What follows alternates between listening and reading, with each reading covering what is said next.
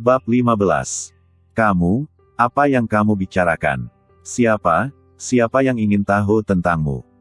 Wajah Tang Xiaorou memerah dengan kecepatan yang terlihat dengan mata telanjang, dan dia menarik kepalanya. Fang Yu meliriknya dan berkata, kemarin kamu bilang ada 2 jenis bahan obat yang tidak bisa kamu beli. 2 jenis yang mana? Hah?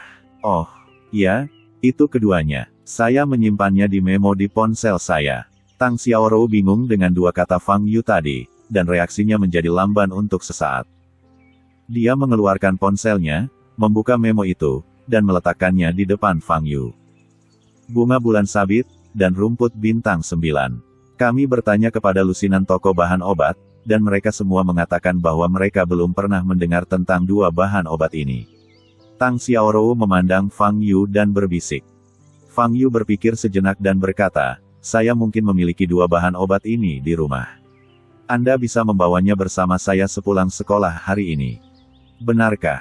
Bagus sekali. Tang Xiaorou berkata dengan terkejut, mata hitamnya bersinar terang. Tapi aku punya permintaan. Mulai sekarang sampai sekolah selesai sore hari, kamu jangan melihatku lagi, kata Fang Yu. Permintaan macam apa ini? Jika kamu tidak ingin melihat, jangan lihat. Siapa yang ingin melihatmu? Tang Xiaorou mendengus dan membuang muka. Fang Yu berbaring di atas meja dan memejamkan mata untuk beristirahat.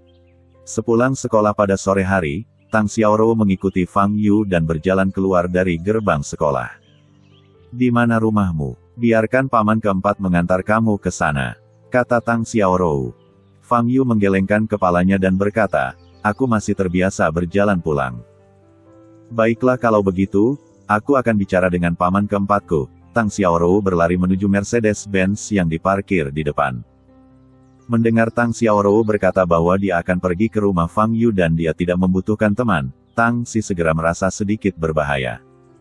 Meskipun keterampilan medis Fang Yu telah mendapatkan kepercayaan Tang Mingde, dalam hal keselamatan pribadi Tang Xiaorou, Tang Xi harus waspada. Dan, apalagi apa yang dilakukan Fang Yu juga sangat aneh. Anda tentu bisa naik mobil, tetapi maunya berjalan kaki. Apakah dia punya agenda lain? Nona, saya harus meminta instruksi kepada kepala keluarga, kata Tang Xi. Paman keempat, mengapa kamu memberitahu ayah hal kecil ini? Saya akan membawa pulang bahan obat nanti dan memberinya kejutan.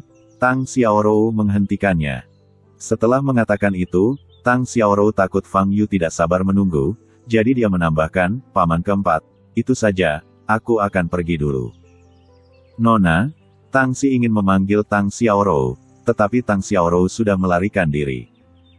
Tang Xi berpikir sejenak dan memutuskan untuk mengemudi di belakang Fang Yu dan Tang Xiaorou, sehingga jika Fang Yu memiliki niat buruk, Tang Xi masih punya waktu untuk menyelamatkan mereka. Pada saat ini, Yang Su berjalan keluar dari gerbang sekolah dan melihat Tang Xiaorou berlari menuju Fang Yu, lalu mengikuti Fang Yu pergi. Melihat pemandangan ini, muka Yang Su terlihat sangat jelek. Dia dengan jelas memperingatkan Fang Yu untuk menjauh dari Tang Xiaorou. Tapi Fang Yu tidak hanya gagal mengingat peringatannya, tapi juga membuatnya kehilangan muka pagi ini. Sepanjang hari ini, sekolah dipenuhi dengan rumor bahwa dia dipukuli oleh Fang Yu di lapangan basket. Sialan, Fang Yu, aku akan membuatmu membayar harganya. Yang Su menatap punggung Fang Yu dengan mata sinis. Yang Su, seorang gadis berwajah baik melihat Yang Su, matanya penuh keterkejutan, dan mendatanginya. Gadis ini tidak lain adalah teman baik Tang Xiaorou, Zhao Xuanger. Yang Su menoleh, melihat Zhao Xuanger, ekspresinya sedikit melembut, dan bertanya, ada apa? Bukan apa-apa, tidak bisakah kamu menyapa teman sekelasmu saja? Zhao Xuanger memandang Yang Su dengan senyuman di wajahnya dan mata yang cerah. Yang Su telah lama menjadi ahli dalam cinta, dia sudah tahu bahwa Zhao Xuanger naksir dia. Namun, Yang Su telah bermain-main dengan terlalu banyak wanita. Meskipun Zhao Xuanger terlihat cantik, tapi dibandingkan dengan wanita yang pernah bermain dengannya sebelumnya, dia hanya bisa dianggap rata-rata. Namun melihat Zhao Xuanger saat ini, Yang Su tiba-tiba teringat bahwa Tang Xiaorou tampaknya memiliki hubungan yang baik dengan Zhao Xuanger. Kemudian, sebuah ide muncul di benak Yang Su. Cuacanya bagus hari ini. Apakah kamu tertarik untuk makan bersama? Yang Su bertanya. Zhao Xuanger membuka matanya lebar-lebar, menunjuk dirinya sendiri, dan bertanya, apakah kamu berbicara dengan saya? Ya, Yang Su tersenyum dan mengangguk. Tentu saja aku tertarik. Zhao Xuanger sangat senang hingga dia hampir melompat. Tuan muda yang berinisiatif mengundangnya makan malam. Inilah yang diimpikan banyak gadis. Oke, tunggu sebentar, aku akan minta seseorang mengantarku, kata Yang Su sambil mengeluarkan ponselnya. Ya, Zhao Xuanger mengangguk penuh semangat dan berdiri di sana, menatap Yang Su dengan mata kagum dan terobsesi. Fang Yu dan Tang Xiaorou sedang berjalan di jalan, menjaga jarak sekitar 1 meter, dengan Tang Xiaorou di belakang. Sepanjang perjalanan, keduanya tidak berkomunikasi, dan suasananya agak aneh. Setelah melewati 4 lampu lalu lintas, Fang Yu membawa Tang Xiaorou ke kelurahan. Tang Xiaorou belum pernah ke tempat seperti itu hingga remaja ini. Seberapa jauh rumahmu? Tang Xiaorou bertanya. Tidak terlalu jauh, hanya beberapa menit berjalan kaki dan kita akan sampai di sana, kata Fang Yu. Saat Fang Yu dan Tang Xiaorou berbelok ke jalan kecil, sebuah van melaju di samping mereka dan berhenti. Pintu mobil terbuka, dan beberapa gangster bertelanjang dada bertato melompat keluar. Mereka memegang jeruji besi di tangan mereka, dan tujuan mereka sangat jelas. Begitu mereka turun dari mobil, mereka mengambil jeruji besi dan melemparkannya ke arah Fang Yu. Fang Yu dengan mudah menghindari beberapa batang besi. Pada saat yang sama, 3 van lagi melaju ke jalan kecil, dan belasan gangster yang memegang jeruji besi juga turun dari kendaraan. Tanpa mengucapkan sepatah kata pun, mereka bergegas menuju Fang Yu sambil melambaikan batang besi. Seorang pria parubaya turun dari van dan menatap dingin ke arah Fang Yu di tengah kerumunan. Orang ini tidak lain adalah He Wencheng. Donglin, Da Biao, hari ini aku secara pribadi akan membalaskan dendammu. Aku akan mematahkan tangan dan kaki anak ini dan membuatnya bersujud padamu untuk mengakui kesalahannya. Bang, bang, bang. Di tengah kerumunan, terjadi benturan dan jeritan. Di bawah kekacauan tongkat, Fang Yu tetap tenang dan menghindari setiap tongkat dengan ringan sambil meninju dan menendang para gangster yang bergegas ke arahnya. Tang Xiaorou, yang berdiri di belakang Fang Yu, sudah ketakutan. Dia tumbuh besar di bawah perlindungan keluarga Tang di mana dia pernah melihat pemandangan seperti itu dengan pedang dan senjata sungguhan. Seorang gangster bermata merah mengangkat sebatang besi dan memukul dahi Tang Xiaorou terlepas dari siapa targetnya. Mata indah Tang Xiaorou membelalak ketakutan, dan dia tidak punya waktu untuk mengelak. Bang! Fang Yu memblokir tongkat itu dengan tangan kanannya, mengeluarkan suara logam yang keras. Batang besinya langsung patah. Gangster yang memegang setengah batang besi itu menjadi bodoh. Saat ini, dia hanya ingin melarikan diri dan pulang. Tapi Fang Yu tidak memberinya kesempatan ini dan menendangnya. Bang! Gangster itu memuntahkan seteguk besar darah, terbang lebih dari 10 meter, dan jatuh ke tanah. He Wencheng yang semula percaya diri, mulai panik saat melihat anak buahnya dipukuli satu demi satu. Dia tahu bahwa Fang Yu memiliki keterampilan yang luar biasa, tetapi dia tidak menyangka Fang Yu begitu kuat. Dia membawa total 24 orang ke sini hari ini, dan sekarang lebih dari selusin dari mereka telah jatuh ke tanah. Ini, He Wencheng merasa kakinya lemas dan berjalan cepat kembali ke van, ingin pergi. Fang Yu meliriknya dan menangkap seorang gangster di depannya, lalu melemparkannya ke arah van. Gubrak. Gangster itu menabrak bagian depan van, memecahkan kaca depannya. He Wencheng sangat ketakutan hingga dia gemetar dan menginjak gas, mencoba menyalakan mobil. Fang Yu melemparkan gangster lain dan langsung melempar kanya ke kursi pengemudi. Aduh! Wajah berlumuran darah muncul di depan He Wencheng, yang membuat He Wencheng takut hingga berteriak. Fang Yu berjalan ke mobil, menendang pintu hingga terbuka, dan menarik He Wencheng keluar dari van. He Wencheng seperti ayam lemah yang dipegang di tangan Fang Yu. Apakah kamu He Wencheng? Fang Yu bertanya. He Wencheng gemetar saat dia bersentuhan dengan mata dingin Fang Yu. Aku tidak berani lagi, tolong biarkan aku hidup. He Wencheng benar-benar pingsan secara mental, menangis dengan ingus dan air mata. Fang Yu melemparkan He Wencheng ke tanah. He Wencheng segera bangkit, berlutut dan bersujud kepada Fang Yu, sambil terus menangis, "Tolong biarkan aku hidup, aku punya banyak uang." "Apa yang terjadi, Nona? Kamu baik-baik saja?" Tang Xi, yang mengemudi di belakang, datang terlambat. "Paman keempat, aku baik-baik saja. Pergi dan temui Fang Yu." Mata Tang Xiaorou menjadi sedikit merah. Meskipun dia tidak terluka, dia ketakutan. Melihat 20 gangster tergeletak di tanah dengan wajah berlumuran darah, Tang Xi sangat terkejut. "Di mana Fang Yu?" Tang Xi menoleh dan melihat Fang Yu tidak jauh di depan, menginjak wajah He Wencheng. Seolah merasakan tatapan mata Tang Xi, Fang Yu menoleh dan menatap mata Tang Xi. Tang Xi merasakan jantungnya berkontraksi tiba-tiba, dan perasaan tercekik menghampirinya. Dia belum pernah melihat tampilan yang begitu menakutkan dalam hidupnya. Bab 16. Mata Fang Yu kosong, dan mengandung rasa dingin yang tak ada habisnya. Tak terbayangkan kalau beginilah sorot mata seorang pemuda di bawah 20 tahun. Fang Yu dengan cepat menoleh. Seluruh tubuh He Wencheng gemetar, memohon belas kasihan berulang kali, dan celananya basah semua. Fang Yu tanpa ekspresi di wajahnya dan menendang lutut kanan He Wencheng. Krak!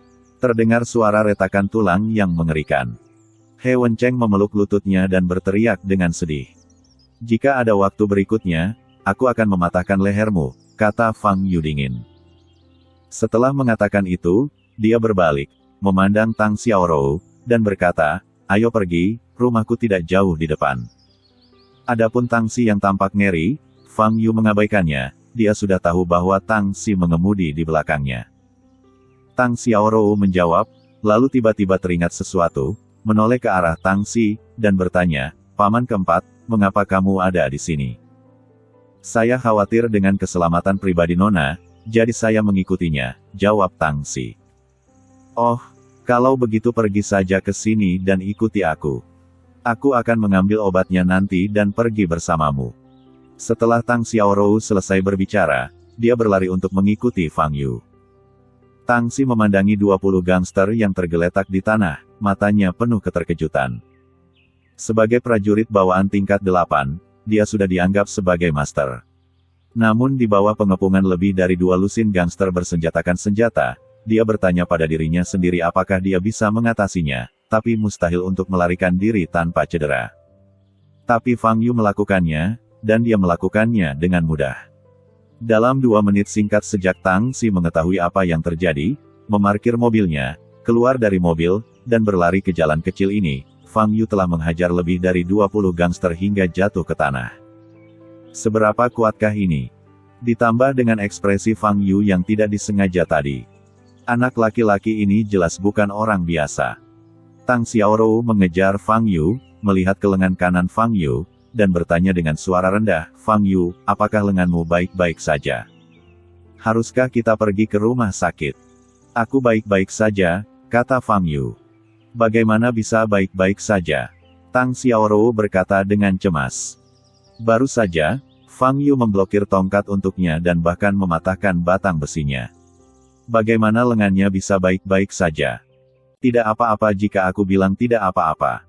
Fang Yu melirik Tang Xiaorou dan berkata dengan ringan. Tang Xiaorou masih ingin berbicara, tetapi dia takut membuat Fang Yu tidak senang dan tidak membawanya untuk mendapatkan obat, jadi dia tidak mengatakan apapun pada akhirnya. Berjalan di belakang Fang Yu, Tang Xiaorou menatap punggung Fang Yu dengan cermat, matanya yang indah bersinar terang. Mengingat penampilan heroik Fang Yu barusan, jantungnya berdebar kencang. "Dia seumuran denganku, bagaimana dia bisa begitu kuat?" Tang Xiaorou menggigit bibirnya dan berpikir dalam hati. 3 menit kemudian, Fang Yu membawa Tang Xiaorou ke pintu halaman. "Kamu tinggal di sini?" Tang Xiaorou menatap bangunan kecil bobrok dengan halaman. "Saya tinggal di lantai 2, kata Fang Yu sambil membawa Tang Xiaorou ke atas. Membuka pintu, Fang Yu langsung menuju ruang utilitas. Tang Xiaorou, sebaliknya, melihat sekeliling dengan rasa ingin tahu. Sejujurnya, rumah Fang Yu sangat sederhana, ruang tamunya sangat kosong, tidak ada furnitur, bahkan tidak ada TV. Fang Yu biasanya tinggal di sini, hiburan apa yang dia andalkan? Datanglah kemari. Tepat ketika Tang Xiaorou bingung, suara Fang Yu terdengar. Tang Xiaorou bergegas dan begitu dia sampai di pintu ruang utilitas, dia mencium aroma obat yang menyegarkan. Kemudian, Tang Xiaorou melihat tanaman herbal di mana-mana di ruang utilitas. Rumput bintang 9, Fang Yu mencari rumput bintang 9 di tumpukan tumbuhan seperti sedang mengobrak-abrik sampah. Padahal, setiap ramuan di tumpukan sampah ini adalah harta yang tak ternilai harganya. Semenit kemudian, Fang Yu menyerahkan rumput bintang 9 dan bunga bulan sabit ke tangan Tang Xiaorou. Keringkan dan giling menjadi bubuk, lalu seduh obatnya sesuai dosis resep saya, kata Fang Yu. Yah, aku tahu. Tang Xiaorou memegang kedua ramuan ini, wajahnya memerah karena kegembiraan. Selama kedua ramuan ini tersedia, umur kakek bisa diperpanjang 10 tahun. Terima kasih, Fang Yu, kata Tang Xiaorou tulus. Fang Yu tidak hanya menyelamatkan nyawa Tuan Tang, tetapi dia juga menggunakan lengannya untuk menahan pukulan barusan. Sebenarnya, kamu tidak sedingin kelihatannya. Kamu benar-benar orang yang sangat baik. Tang Xiaorou memandang Fang Yu, matanya yang seperti permata bersinar terang. Penampilan ini membuat Fang Yu tiba-tiba berbalik. Dia ingat sorot mata seorang wanita beberapa tahun yang lalu. Wanita itu juga suka memandangnya dengan tatapan ini. Fang Yu membenci ingatan seperti ini yang muncul tanpa bisa dijelaskan, dia segera menggelengkan kepalanya dan berkata kepada Tang Xiaorou, pergilah, aku tidak akan menawarimu makan. Kalimat ini benar-benar merusak suasana. Siapa yang mau makan di rumahmu? Tang Xiaorou menghentakkan kakinya dan berbalik untuk pergi. Tapi dia mengambil 2 langkah, berbalik, dan bertanya, Fang Yu, bukankah ayahku memberimu cek hari itu? Kenapa kamu masih tinggal di tempat seperti ini? Apakah kamu tahu di mana rumah paling mewah dan terbesar di Tiongkok sekarang? Fang Yu bertanya. Tang Xiaorou menggelengkan kepalanya. No. 101, Beijing. Rumah besar itu puluhan kali lebih besar dari rumahmu dalam hal luas. Ia memiliki mata air pegunungan dan taman. Singkatnya, ia memiliki semua yang dapat kamu bayangkan. Namun, rumah besar itu 100 kali lebih besar. Tidak ada lagi yang tinggal di sana, kata Fang Yu. Maksudmu, kamu ingin membeli rumah besar itu? Mungkin harganya sangat mahal. Tang Xiaorou membuka mata indahnya dan berkata. Tidak, maksudku, aku pemilik rumah itu, dan aku sudah lama tidak tinggal di sana, kata Fang Yu sambil tersenyum. Setelah Tang Xiaorou pergi, Fang Yu berpikir untuk menyirami kebun sayur. Dia baru saja hendak keluar ketika dia mendengar langkah kaki di bawah dan tiba-tiba teringat isak tangis Wang Yan yang tertahan tadi malam. Menurut pengalaman Fang Yu selama bertahun-tahun, dalam masyarakat saat ini, 95% kesulitan yang dihadapi orang biasa adalah karena uang. Dengan kata lain, uang dapat menyelesaikan sebagian besar masalah. Bagi Fang Yu, uang adalah hal termudah didapat di dunia.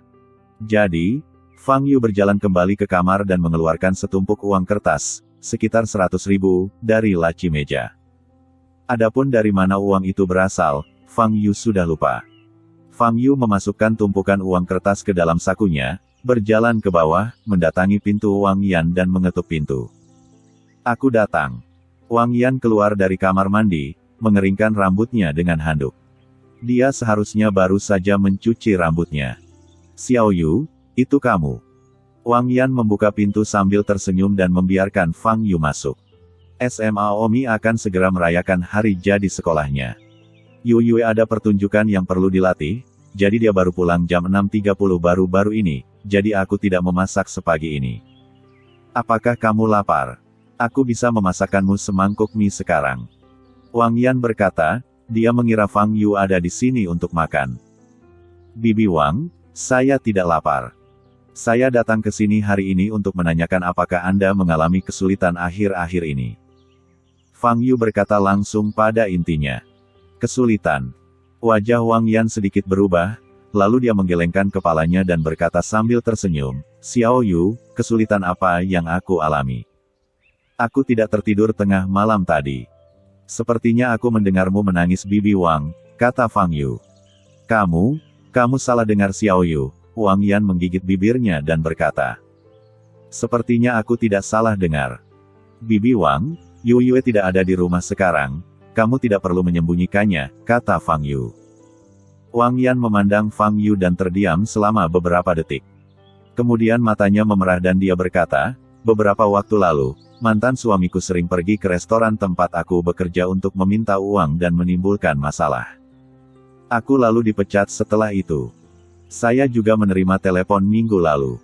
Ayah saya tidak sengaja terjatuh saat bertani di kampung halamannya dan tulang punggungnya patah. Operasinya akan menelan biaya 50.000 yuan. Dalam beberapa tahun terakhir, saya telah bekerja di sebuah restoran dan mendapatkan cukup uang untuk membayar uang sekolah bulanan dan biaya buku serta mempertahankan kehidupan dasar, sehingga saya tidak memiliki tabungan sama sekali. Di sisi lain, cedera ayah saya memerlukan pembedahan sesegera mungkin. Jika terus berlanjut, dia akan berubah menjadi keadaan vegetatif. Tapi saya tidak punya uang untuk melakukan operasi padanya sekarang, dan saya bahkan kehilangan pekerjaan. Saya tidak tahu bagaimana saya bisa membayar biaya sekolah di semester depan setiap bulannya, dan mantanku, suamiku, saya tidak tahu berapa banyak hutangnya di luar. Saya tidak tahu berapa banyak lagi orang yang akan datang mencariku. Saat Wang Yan berbicara, dia tidak dapat lagi berbicara dan hanya menitikkan air mata. Tuhan begitu kejam padanya, dan dia benar-benar tidak tahu harus berbuat apa. Dia merasa tertekan beberapa hari terakhir ini dan pernah ingin bunuh diri.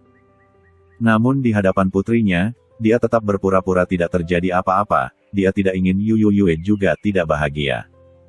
Sekarang menghadap Fang Yu, Wang Yan mengungkapkan masalah di hatinya. Dia merasa jauh lebih nyaman di dalam. Menyeka air matanya, Wang Yan memandang Fang Yu di depannya dan memaksakan senyum, maaf, Xiao Yu, karena membuatmu tertawa. Fang Yu menggelengkan kepalanya, berdiri dari sofa, mengeluarkan segepok uang dari sakunya, dan menaruhnya di atas meja. Bibi Wang, ada sekitar 100.000 yuan di sini. Anda dapat menggunakannya untuk keperluan darurat, kata Fang Yu. Saat dia melihat tumpukan uang, ekspresi Wang Yan berubah. Xiao Yu, apa yang kamu lakukan? Uang ini, kamu dapat dari. Di mata Wang Yan, Fang Yu adalah orang yang lebih menyedihkan. Dia masih remaja, tetapi tidak memiliki keluarga atau teman. Dia sering sendirian di rumah dan hanya membeli sayuran untuk makan. Justru karena itulah Wang Yan kerap mengundang Fang Yu ke rumahnya untuk makan malam. Tapi sekarang Fang Yu tiba-tiba mengeluarkan 100.000 yuan, itu terlalu tidak masuk akal. Fang Yu adalah seorang siswa SMA yang tidak memiliki pekerjaan, bagaimana dia bisa mendapatkan uang sebanyak itu? Pikiran pertama Wang Yan adalah Fang Yu telah melakukan sesuatu yang ilegal dan kriminal. Jangan khawatir, Bibi Wang, uang ini diberikan kepadaku oleh temanku. Fang Yu menemukan alasannya. Teman? Bagaimana kamu punya teman? Xiao Yu, katakan sejujurnya, dari mana uang ini berasal? Apakah kamu akan melakukan sesuatu? Kata Wang Yan sedikit marah. Sama sekali tidak, Bibi Wang, uang ini pasti tidak diperoleh melalui tindakan sembunyi-sembunyi. Aku bersumpah demi Tuhan. Jika uang ini diperoleh melalui tindakan sembunyi-sembunyi, aku akan disambar petir. Tidak mungkin, Fang Yu sedikit tak berdaya. Memberikan uang kepada orang lain akhir-akhir ini, dan Anda harus bersumpah. Sangat sulit untuk menjadi orang baik. Jangan membuat sumpah beracun seperti itu. Aku percaya padamu. Wang Yan dengan cepat menyela sumpah beracun Fang Yu. Fang Yu menutup mulutnya. Tetapi saya tidak dapat menerima uang itu. Tidak peduli siapa yang memberikannya kepadamu, itu adalah uangmu. Hidupmu sudah sangat sulit, bagaimana saya bisa meminjam uangmu? Kamu dapat mengambilnya kembali Xiao Yu. Saya akan memikirkan cara yang lain, kata Wang Yan. Fang Yu berhenti sejenak dan berkata, Bibi Wang, saya mengatakan yang sebenarnya, tetapi Anda mungkin tidak akan mempercayainya. Hah? Wang Yan memandang Fang Yu dengan ragu. Sebenarnya, saya orang terkaya di Tiongkok, kata Fang Yu. Bab 17. Wang Yan akhirnya menerima uang itu dan berkata dia pasti akan mengembalikannya di masa depan. Tentu saja, sama seperti Tang Xiaorou, Wang Yan hanya menganggap kata-kata Fang Yu sebagai bualan dan tidak memasukkannya ke dalam hati. Orang terkaya di Tiongkok. Seberapa kaya Anda untuk menjadi orang terkaya di Tiongkok? Warga sipil biasa bahkan tidak bisa membayangkannya. Setelah Fang Yu memberikan uang itu kepada Wang Yan, dia meninggalkan rumah dan pergi ke kebun sayur di belakang gunung. Di depan pintu kebun sayur, sebuah mobil mewah terbentang terparkir. Mengapa orang-orang ada di sini lagi? Fang Yu sedikit mengernyit dan melangkah maju. Sepasang suami istri berpakaian mewah turun dari mobil, diikuti oleh dua pengawal. Siapa kamu? Apa yang kamu lakukan di sini? Apakah kamu mencoba mencuri makanan? Fang Yu bertanya dengan cemberut. Halo, kami orang tua Ji Rumei. Tuan, apakah Anda dermawan yang menyelamatkan putri kami hari itu? Ji Dongshan berkata sambil tersenyum. Ji Rumei memberitahunya bahwa penyelamatnya adalah seorang pria yang tampak muda dan memiliki temperamen malas. Fang Yu di depannya jelas cocok dengan karakteristik ini. Ji Rumei. Fang Yu memikirkan apa yang terjadi beberapa hari yang lalu. Kami di sini untuk membalas kebaikan. Tuan, Anda telah menyelamatkan nyawa putri kami. Kebaikan seperti ini adalah kebaikan yang besar bagi keluarga Ji kami, kata istri Ji Dongshan, Wei Ling. Oke, yang bisa kamu lakukan untuk membalas kebaikanmu adalah memberiku sejumlah uang, tapi aku tidak tertarik pada uang. Tolong ambil kembali, kata Fang Yu. Ji Dongshan dan Wei Ling saling memandang dan merasa Fang Yu di depan mereka memiliki kepribadian yang aneh.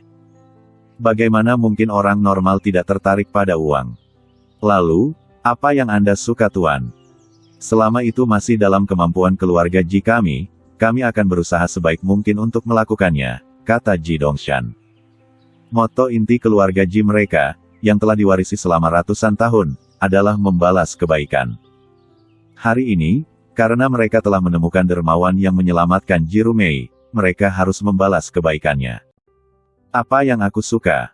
Ramuan batin monster, kamu mungkin belum pernah mendengarnya. Fang Yu menghela nafas, berbalik dan berjalan ke kebun sayur. Monster, ramuan batin. Ji Dongshan mengerutkan kening. Dia sepertinya pernah mendengar istilah ini di suatu tempat. Wei Ling di samping berkata dengan suara rendah, saya ingat, ketika lelaki tua itu merayakan ulang tahunnya beberapa tahun yang lalu, bukankah ada seorang guru dari utara yang memberi lelaki tua itu sekotak hadiah? Hadiah di dalam kotak sepertinya disebut ramuan dalam. Apakah kamu yakin kamu mengingatnya dengan benar? Sebelum Ji Dongshan sempat berbicara, Fang Yu berlari ke arah Wei Ling dalam 2 langkah, begitu cepat hingga kedua pengawal di belakang pasangan itu terkejut dan hampir mengeluarkan senjatanya. Apakah itu benar-benar ramuan dalam monster itu? Apakah kamu ingat dengan benar? Fang Yu bertanya dengan penuh semangat. Saya hanya ingat kata ramuan dalam. Saya tidak tahu apakah itu ramuan dalam monster yang Anda sebutkan Tuan, kata Wei Ling. Ayo pergi, bawa aku ke rumahmu untuk melihatnya, kata Fang Yu. Ji Dongshan dan Wei Ling saling berpandangan. Fang Yu, yang tadi terlihat tenang dan mengaku tidak tertarik pada uang, menjadi begitu bersemangat karena apa yang disebut ramuan dalam monster, yang sungguh mengejutkan. Namun, alangkah baiknya jika Fang Yu bersedia menerima pembayaran kembali keluarga Ji. Baik Pak, kami akan mengantar Anda ke rumah kami sekarang, kata Ji Dongshan. Setelah mobil mewah itu melaju, sesosok tubuh muncul dari pohon besar di samping kebun sayur. Dia mengeluarkan ponselnya dan memutar nomor. Nona Yang, targetnya diambil oleh orang-orang dari keluarga Ji. 40 menit kemudian, Fang Yu tiba di rumah Ji. Rumah keluarga Ji dekat dengan pantai, dari segi pemandangan jauh lebih bagus daripada rumah keluarga Tang, namun luasnya jauh lebih kecil dibandingkan rumah keluarga Tang. Tapi Fang Yu tidak punya waktu untuk memperhatikan pemandangan itu. Begitu dia turun dari mobil, dia buru-buru meminta Ji Dongshan untuk mengeluarkan ramuan dalam binatang iblis itu. 5 menit kemudian, Fang Yu sedang duduk di aula rumah Ji, minum teh yang dibuat oleh pelayannya. Ji Dongshan berjalan ke bawah sambil memegang kotak kayu di tangannya. Sebelum orang itu datang, Fang Yu sudah merasakan nafasnya. Itu memang ramuan dalam monster. Fang Yu sedikit bersemangat, dia belum menelan ramuan dalam monster selama hampir 10 tahun. Ji Dongshan meletakkan kotak kayu itu pada Fang Yu. Di depannya, Fang Yu langsung membukanya dan melihat bola coklat tua seukuran setengah kepalan tangan di dalamnya. Dilihat dari aura yang dipancarkan ramuan dalam ini, itu adalah ramuan dalam dari monster tingkat kedua. Dilihat dari penampilannya, ramuan batin ini seharusnya sudah ditempatkan sejak lama. Guru meminta kami untuk menggiling ramuan dalam ini menjadi bubuk dan menggunakannya sebagai obat, yang dapat meningkatkan kebugaran fisik, tapi kami pikir ramuan dalam ini agak aneh, jadi kami tidak berani meminumnya. Kata Ji Dongshan.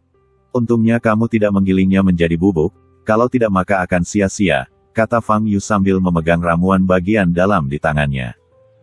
Meski pangkatnya tidak tinggi, bagi Fang Yu, itu seperti embun setelah kemarau panjang. Beri aku ramuan batin ini untuk membalas kebaikanku. Fang Yu memandang Ji Dongshan dan berkata.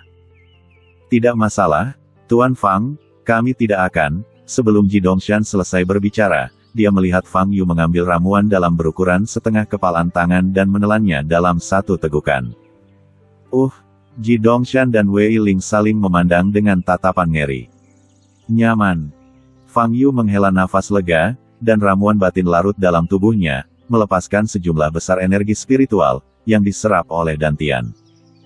Melihat Ji Dongshan dan istrinya dengan wajah ngeri di depan mereka, Fang Yu tiba-tiba memikirkan sesuatu yang tidak pernah terpikirkan sebelumnya. Tidak banyak monster yang tersisa di dunia sekarang, tetapi hal yang sama tidak berlaku untuk ramuan batin monster. Apakah masih banyak ramuan dalam monster yang jatuh ke tangan keluarga seperti keluarga Ji? Kebanyakan orang saat ini tidak menyadari nilai ramuan dalam monster, jadi tidak akan sulit untuk mengumpulkannya.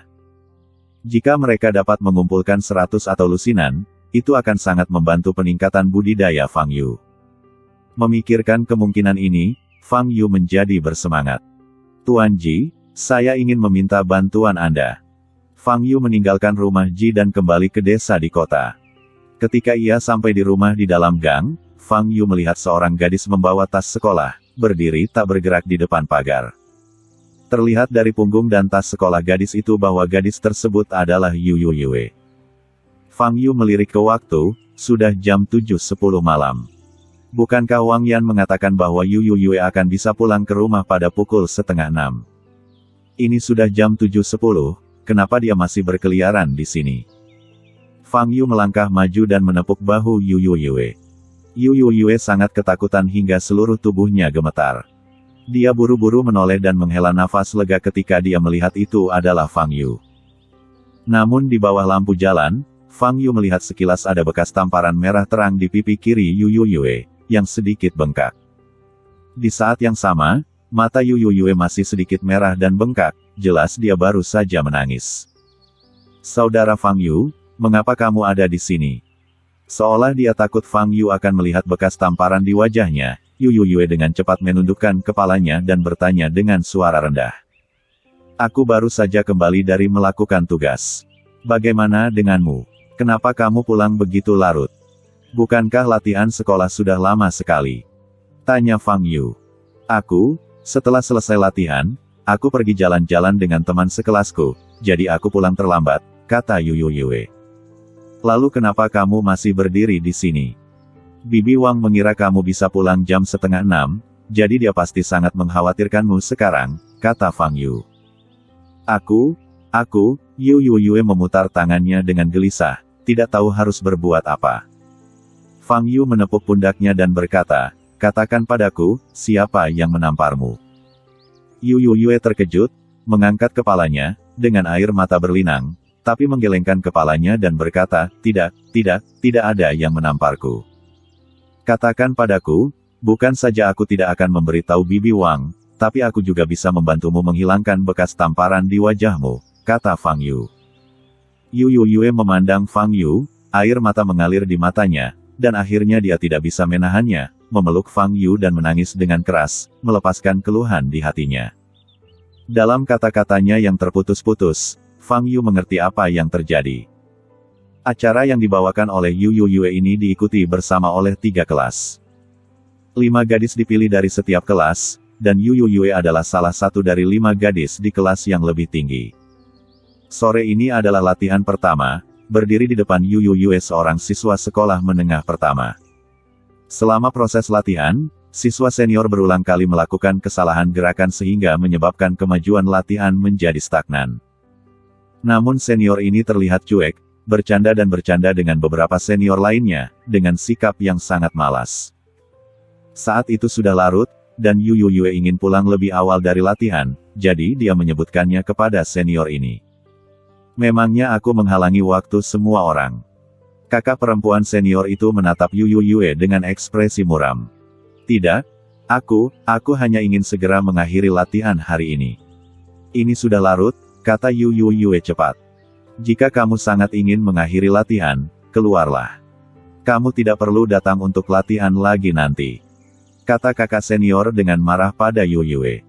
Yu Yue sedikit takut, tapi dia masih mengertakkan gigi dan berkata, bukan itu maksudku. Aku hanya berharap kamu, kakak perempuan, bisa melakukan latihan dengan lebih serius. Sebelum Yu Yue bisa menyelesaikan kata-katanya, dia ditampar ke tanah oleh siswa seniornya. Keluar dari sini. Jangan biarkan aku melihatmu lagi. Senior itu menunjuk ke hidung Yu Yue dan mengutuk. Mendidikku. Suasana hatiku sedang buruk beberapa hari terakhir ini. Beraninya kamu, seorang siswa baru di sekolah menengah, datang untuk mendidikku. Kamu benar-benar perlu ditangani. Tegur senior itu. Kemudian, kakak perempuan senior di sebelahnya menarik kakak perempuan senior itu dan meminta Yu Yue pergi. Apakah kamu pernah menyinggung kakak perempuan senior itu sebelumnya? Fang Yu bertanya. Yu Yue menggelengkan kepalanya dan berkata, dia adalah senior dari kelas 2, kelas 3. Aku belum pernah melihatnya sebelumnya. Kelas 2, kelas 3. Bukankah ini kelas Fang Yu? Apakah kamu tahu namanya? Fang Yu bertanya dengan cemberut. Saya rasa saya mendengar beberapa senior memanggilnya, Yue, teringat Yu Yue. Yue, siapa nama belakangnya? Fang Yu terus bertanya. Yu Yue mengingat dengan hati-hati dan mengingat nama yang dia dengar ketika instruktur memanggil absensi. Nama belakangnya seharusnya Jiang, kata Yu Yue.